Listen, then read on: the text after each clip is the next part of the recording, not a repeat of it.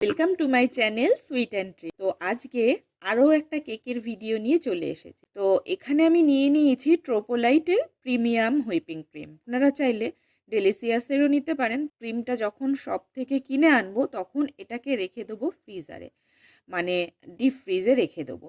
আর যখন আমি ক্রিমটা হুইপ করব ভাববো, তার আগের দিন রাতে বের করে রেখে দেবো। পরের দিন ক্রিমটা যখন গলে যাবে ফ্রিজ থেকে বার করে, তখনই আমি নিয়ে নিয়েছি ফিলিপসের 300 ওয়াটের হ্যান্ড ব্লেন্ডার। এটা দিয়েই আপাতত আমার কাজ চলে যাচ্ছে। এটা বেশ ভালো ব্লেন্ডারটা, আপনারা চাইলে অবশ্যই কিন্তু এটা নিতে পারেন। তো পিনটাকে অ্যাটাচ করে নেব। আর পিনটা লাগানোর আগে, মানে ক্রিমটা হুইপ করার আগে, এই ব্লেন্ডার দুটোকে আপনারা যদি ফ্রিজে রেখে দিতে পারেন, ঠান্ডা করে নিতে পারেন, সেই ক্ষেত্রে খুব ভালো হয়। কারণ যখন বিট করবেন ব্লেন্ডারটা একটু গরম হয়ে যায়, তাতে ক্রিমের টেক্সচারটা হয়তো নষ্ট হয়ে যায়। এইবার ক্রিম হুইপ করার পালা। তো দেখুন, আমি কিন্তু একটা বড় থালা নিয়ে নিয়েছিলাম। থালাতে আগের থেকেই জমিয়ে রেখেছিলাম একটু বরফ। তো এই থালাটার উপরেই নেব। আর ক্রিম হুইপ করার জন্য আমার কিন্তু বড় জায়গা লাগবে। আমি একটা স্টিলের বড় গামলা নিয়ে নিয়েছি। যেটুকু আপনারা ক্রিম নেবেন, গামলাটা কিন্তু অনেকটাই বড় নিতে হবে, কারণ ক্রিমটা ফুলে অনেকটাই বেশি হবে। এখানে আমি আজকে ওই প্রায় 400 গ্রাম মতো ক্রিম নেব।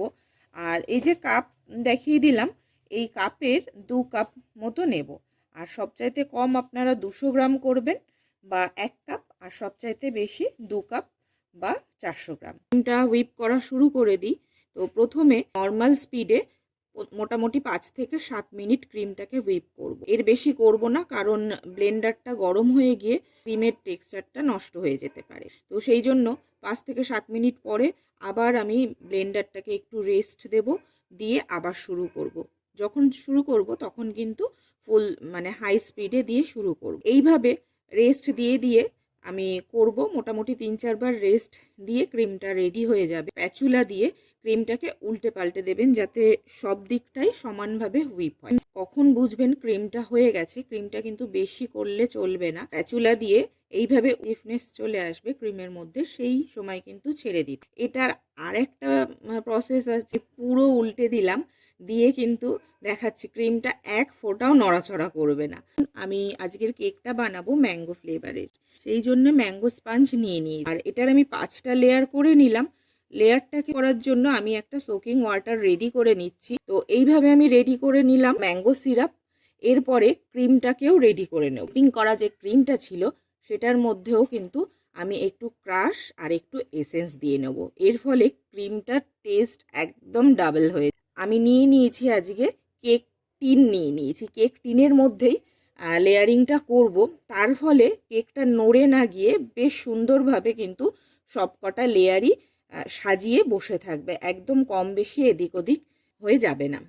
তো কেক টিনে আমি না আগের থেকে ক্লিং র্যাপ দিয়ে নিয়েছি, যাতে কেকটা সহজে বেরোয়। আপনারা অবশ্যই ক্লিং র্যাপ না হলে ওই বাটার পেপার বা পার্চমেন্ট পেপার দিয়ে নেবেন। 5টা লেয়ারের একদম সবকটায় সেমভাবে প্রথমে সোক করে নেব। তারপরে যাবে ক্রিম, ওই যে রেডি করা হুইপ ক্রিমটা। এইভাবে প্রত্যেকটা লেয়ার আমি সাজিয়ে। আর লেয়ারিংয়ে আমি কিন্তু একদম লেস ক্রিম ইউজ করেছি, তার কারণ এখন কিন্তু ক্রিম সবাই পছন্দ করে না, সেই জন্যে ক্রিমটা আমি কম রাখার চেষ্টা করেছি। তো এইভাবে এক একটার উপরে এক একটা করে প্রত্যেকটা লেয়ার কমপ্লিট। চলে যাবে লাস্ট লেয়ার। লাস্ট লেয়ারেও একদম ক্রাম্প কোটিং যেটুকু লাগে, খুব লেস ক্রিমে আমি জাস্ট ক্রাম্পটাকে ঢেকে দেব, সেইটুকুই ক্রিম দেব। দেখুন রেডি হয়ে গেছে। এরপরে কেকটাকে সিকিউর করার জন্য আমি একটা ডাবল ইনসার্ট করে দিচ্ছি। এই স্টেপটা একদমই অপশনাল, আপনারা করতেও পারেন নাও করতে পারেন। এটা করলে কেকটা সিকিউর থাকবে, কারণ যেহেতু একটু হাইটটা লম্বা হয়েছে কেকের, সেই জন্য এই স্টেপটা। আমি ওপর দিয়ে আবার ক্লিং র্যাপ দিয়ে কভার করে দেবো, দিয়ে টিনটাকে একটা প্লেট দিয়ে ঢেকে ফ্রিজে দিয়ে দেবো। তো এটা মোটামুটি 1 ঘন্টা রেখে দিতে পারেন, বা এটাকে নেক্সট ডেও করতে পারেন। আমি এখন রাত হয়ে গেছে, সেই জন্য এটাকে পরের দিন করব।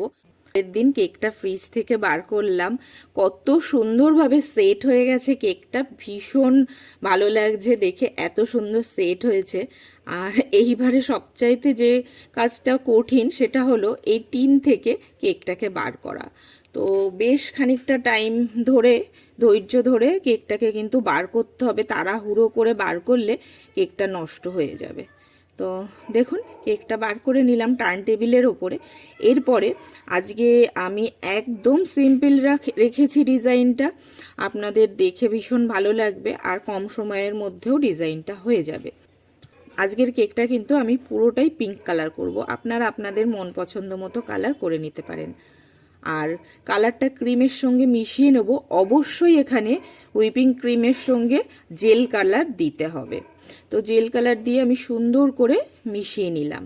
এরপরে এটার একটু ফেড হওয়ার চান্স থাকে হোয়াইটের মধ্যে কালারটা দিলে, সেই ক্ষেত্রে পাইপিং ব্যাগের মধ্যে চারিদিকে একটু একটু করে কালার দিয়ে নিলে কালারটা কিন্তু খুব সুন্দর আসবে। এটাকে আমি পিঙ্ক কালারের ক্রিম দিয়ে কভার করে দিলাম।